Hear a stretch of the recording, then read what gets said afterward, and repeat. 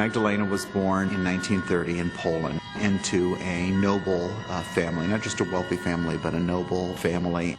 But with the invasion of the Germans, she saw firsthand the violence from the Nazis, her mother being shot right in front of her. To be a reasonably well-to-do person and to have your world pulled out from underneath you by the Nazis. There's this great change that happened as a result of the war and the destruction of Warsaw. And then you have decades of communist control of Poland. And that affected her in many ways. Number one, this was an extraordinarily resourceful woman. There was absolutely no material to make sculpture, and she wanted to make something that was three-dimensional. She was basically taking old burlap sacks, unraveling them, washing them, and then weaving them. Her career really began around these colossal structures called Abaka-Khans. When she first began her career as a young artist, there was a limit as to how many square meters you were entitled to. If you're living in very limited space, you didn't have the luxury of having a studio.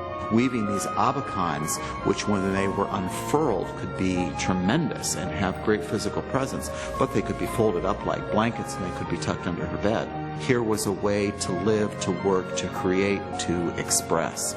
And so the idea of taking something that was oppressive and was limiting, but then making it work for you is something about the triumph of her own spirit.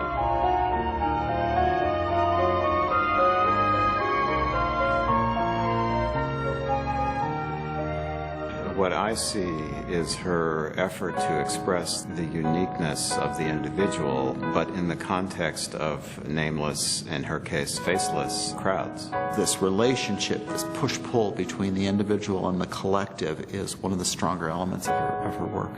Each piece is formed by her hand, by the ideas that she has, but there's a very physical, tactile nature. I mean, if you look at the Bambini, each one is individual. No two are alike. The surfaces, the way they stand. I mean, even though they all look like they're standing as little soldiers, they each have their own personality. I find it beautiful and refreshing and intimate and personal that she maintains this very strong sense of touch. I mean, there are many emotional threads that come to pass. This is a memory and a vision that comes back to her over and over again of these children during the Holocaust, frozen to death in a train car in Germany.